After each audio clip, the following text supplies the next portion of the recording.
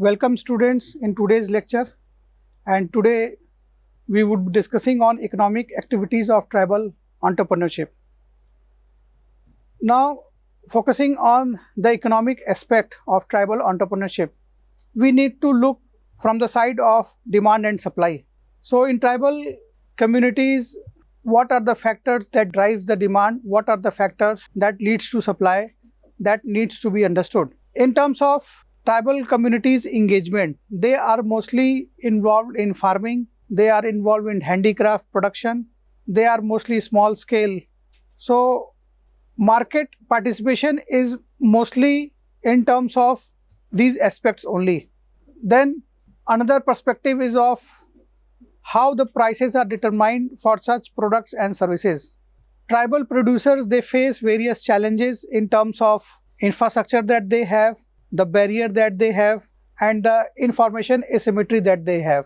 They might be not aware of what is going outside and how they have to compete with others. And due to that, the price determination is very tough to know for such people. Another aspect is that to improve the well-being of tribal communities, one needs to have improved access towards the market. So those policies, those intervention mechanisms which removes these market barriers, like improvement of transportation, providing market information, this would be helping in accessing of market, the larger market, and would be in better position to price their product. Then the tribal businesses that is being operated, from the economic aspect, one needs to look from the perspective of how integrated they are into the market. Generally, the tribal communities operate in isolated area, so it is very challenging to integrate them into main stream of the market. Then there are vulnerabilities also for the tribal communities in terms of price fluctuations. So what are the factors which contribute to price fluctuations? That needs to be understood. One also needs to understand the consumer preferences which keeps on changing. What are the opportunities that are available so that consumer demand is being maintained? Analyzing such aspect would help in analyzing the customer's preferences and help the business to remain competitive. Another economic aspect is that to understand demand and supply, one should look for what value is being provided in terms of processing, in terms of branding, in terms of improving tribal products competitiveness. So what are the avenues that are available, and understanding such aspect would help in improvement in furtherance of business. So these are some of the economic dimensions related with demand and supply for the tribal businesses, for the tribal communities. Why do we study such economic dimensions? Upon understanding such economic dimensions, it would be helping in understanding of economic dimensions for rural or tribal entrepreneurship, and they would be helping in building up of successful business model. They would be helping in leveraging the unique cultural asset that is being possessed by the tribals, and also would be helping in sustainable business practices, and would help in wealth generation and create employment opportunities also. So significance lies that the economic dimension would be helping in understanding how this indigenous communities could be empowered.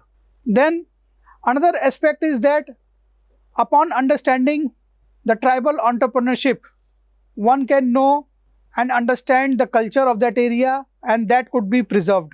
Indigenous people, indigenous tribe, they have different cultural knowledge, they have different cultural values. That knowledge could be preserved, and whatever economic activities are undertaken, that could be used to help in promotion of such cultural heritage and would be used for further transfer into future generation. Another aspect is of understanding how economic development could be made into that area, how poverty could be alleviated. So if businesses that supports such kind of endeavor which fosters innovations, which creates an enabling environment, then understanding such economic dimensions would be helping policymakers, would be helping development practitioners and community leaders to identify the strategies that could be used to support the entrepreneurship in the tribal areas. Another significance of studying economic dimension is of that indigenous communities, they are promoters of natural resources, they are preserver of natural resources, they are well integrated into the ecosystem. So understanding these aspects, studying these economic dimensions would be helping to formulate strategies which are helpful for resource management. By promoting such kind of entrepreneurship, it would protect natural resources of that area and bring economic prosperity along with preservation of ecology. Another aspect is of that tribal entrepreneurship can promote social inclusion and equity, and this could be done by providing the marginalized people, the marginalized group, the indigenous group like the women, the youth, the elders with opportunities to participate in economic activities that would be helping in economic growth. Studying the economic dimensions of tribal entrepreneurship can highlight barriers, the barriers which does not help in inclusion, identify strategies and promote diversity, bring equity. Another aspect is that while formulating policies, then research on economic dimensions would be helping by providing insights into the challenges and opportunities and the best practices that could be made available to tribal entrepreneurship, and such research would be helping policymakers to formulate policies and create an enabling environment to allocate resources effectively. Last but not the least, another significance is that studying economic dimensions of tribal entrepreneurship can facilitate cultural exchange and collaboration. And this could be done between indigenous and non-indigenous communities. By highlighting economic contribution and innovation of indigenous entrepreneurs, it can foster mutual respect, it can foster understanding and cooperation, leading to more partnership opportunities and thus improve or benefit both the indigenous and the non-indigenous stakeholders. So such are the significance of studying the economic dimensions of tribal entrepreneurship. Once we analyze the impact of studying economic dimensions, as I said earlier also, it would be helping in better understanding, improved understanding, the policies that are being framed, that policies would be made in way which fosters sustainable growth. Another impact is that of capacity building. The entrepreneurs who set up their business ventures into such areas, they create employment, they contribute to local economic development. Another aspect is of community empowerment. Similarly, there are cultural preservation, that the unique way of life is being preserved. Then collaboration and partnership can come in. Also, through showcase of the various art, various knowledge into the global arena, it could bring global recognitions also. So these are some of the impact of studying economic dimensions. Now let us take example of some of the case studies in India. And one of such example is Tribal Cooperative Marketing Development Federation of India. This is a national level organization to promote tribal entrepreneurship and facilitate tribal products, their marketing. So it works closely with tribal communities across India to develop market products. They help in capacity building and create marketing channels. Another example is of Chhattisgarh, in which Dantewada district, there the tribal farmers have formed cooperative to cultivate organic rice, and these cooperative promote sustainable agriculture environmental conservation, and promote fair trade practices. They improve the livelihood of the farmers. They create a market for organic rice, and such agriculture practices which are used in such place, they are promoted outside also to bring sustainable farming also. Another case is of Northeast India. In Northeast India, there is rich biodiversity, there is abundant bamboo resources. So, tribal communities in the state of Assam, Manipur, Nagaland, they have capitalized on such bamboo and they have produced a large variety of products, wide range of handicraft, including your furniture, decorative items. Another case is of Odisha, in which herbal medicines, the deep knowledge of the tribals, the traditional herbal medicines are being made, and these medicines are derived from forest area. Many entrepreneurs have started small scale enterprise to collect, to process and market herbal medicines and products. They have set up the cooperatives, and these cooperatives promote indigenous healthcare practices. They generate income for tribal communities, and not only that, it also helps in conservation of valuable medicinal plant species also.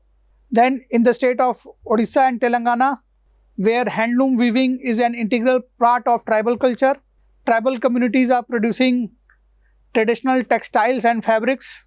Many textiles weavers have formed the cooperative to market their products, to preserve traditional weaving techniques, and these cooperatives provide livelihood opportunities. They promote cultural heritage and contribute to sustainable development of tribal communities.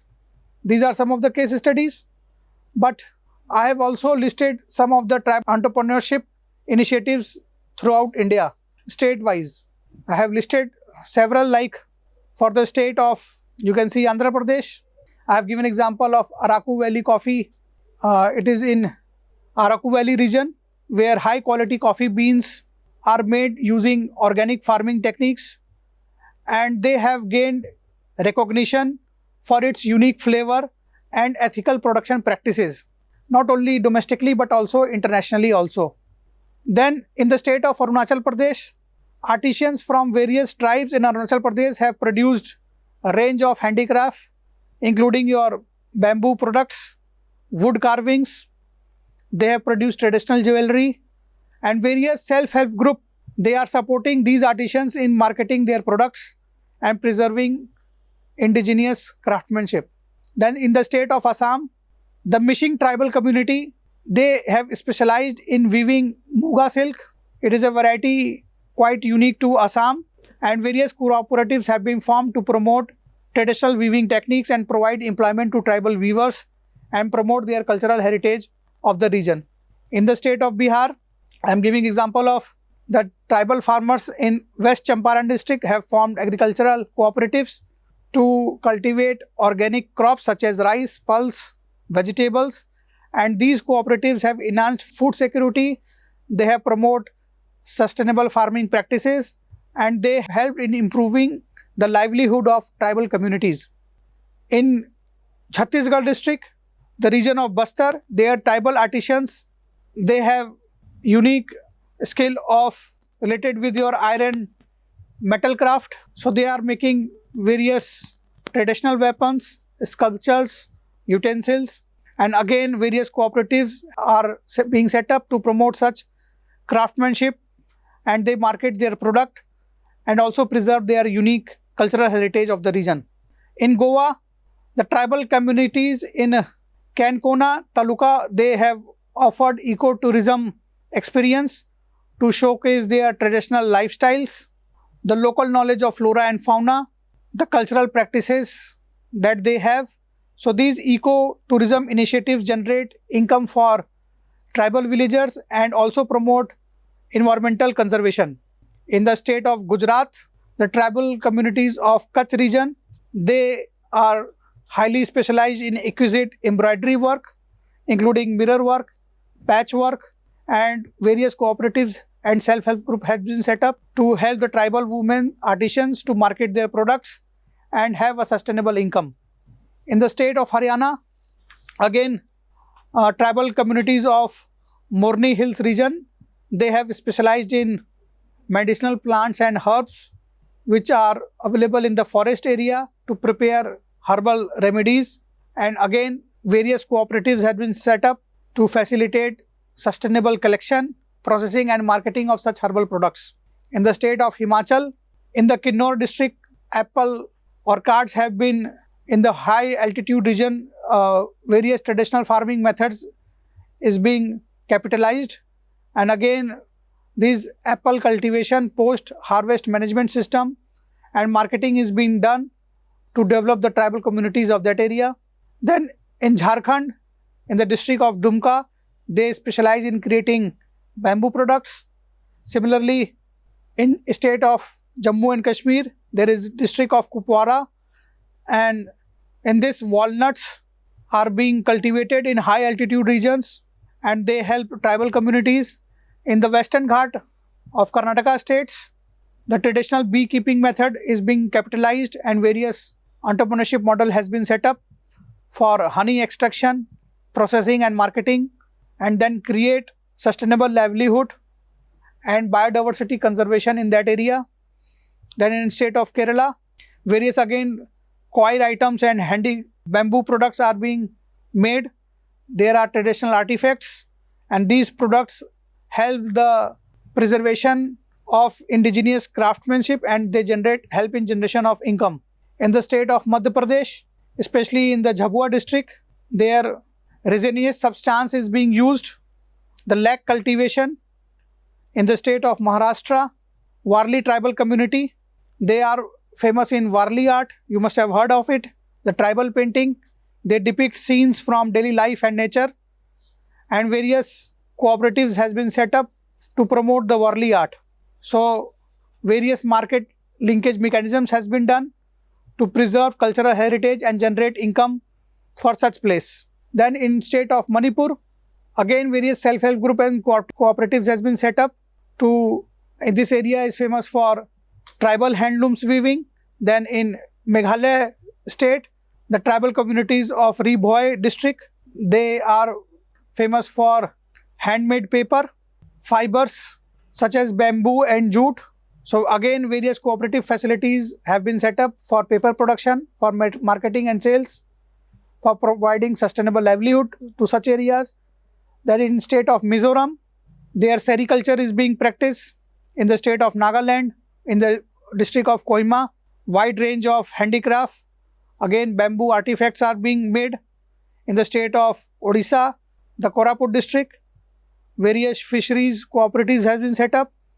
The freshwater aquaculture activities are being capitalized and there various ponds construction has taken place.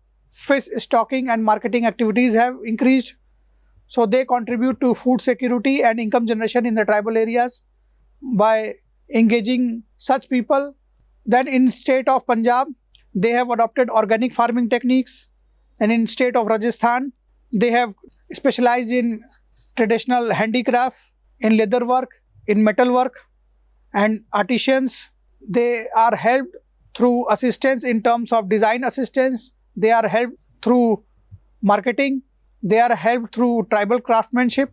Then in state of Sikkim, especially the North Sikkim, they provide ecotourism.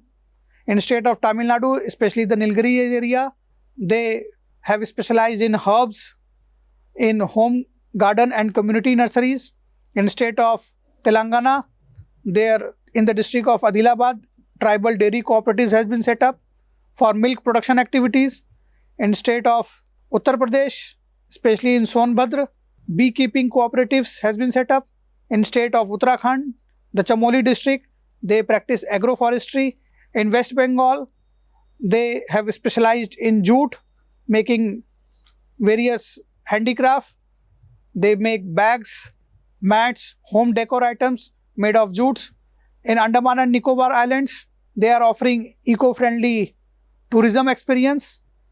So we can see that various initiatives have come up from almost each and every state of India. For centuries, these indigenous communities have relied on their skills and they have in their livelihood. However, in today's rapidly changing world, there needs to be made some innovations. So thank you very much for listening patiently.